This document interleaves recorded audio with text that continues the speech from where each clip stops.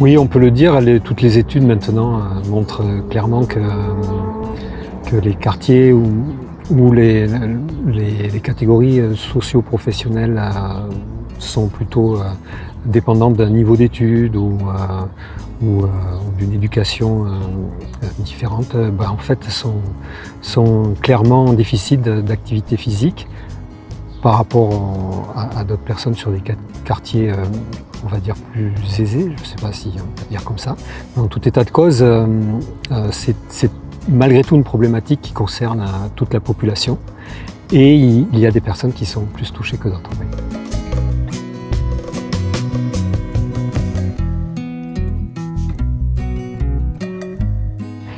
Cette mauvaise habitude, alors bien sûr des conseils maintenant, on trouve beaucoup de propositions pour continuer à travailler sur des écrans et avoir des modules qui soient changeants, c'est-à-dire qu'on peut lever des bureaux ou les mettre à hauteur de chaises. Mais ceci dit, quand même le meilleur conseil, ce serait vraiment toutes les 30 minutes, d'interrompre la position sédentaire par au moins 2 ou 3 minutes d'activité physique.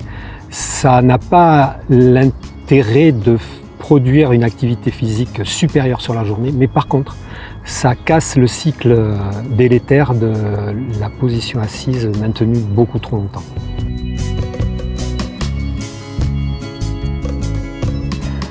Alors, en fait, de voir les personnes évoluer finalement, puisque sur une durée aussi longue, 9 mois, finalement, quand on est avec les personnes concernées, on vit ensemble une aventure.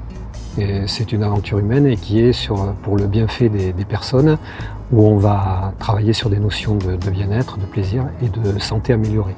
Donc c'est la joie de ces personnes qui me séduit le plus, oui, au final.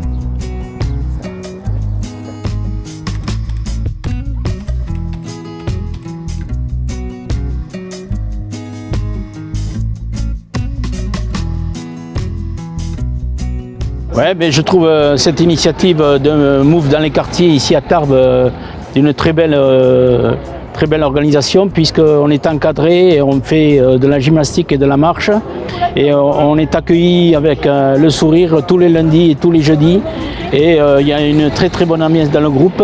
Et moi, depuis que j'ai commencé cette activité sportive et de loisirs, on va dire, je me sens beaucoup mieux dans mon corps et dans ma tête, et il faut absolument que ça ne s'arrête pas.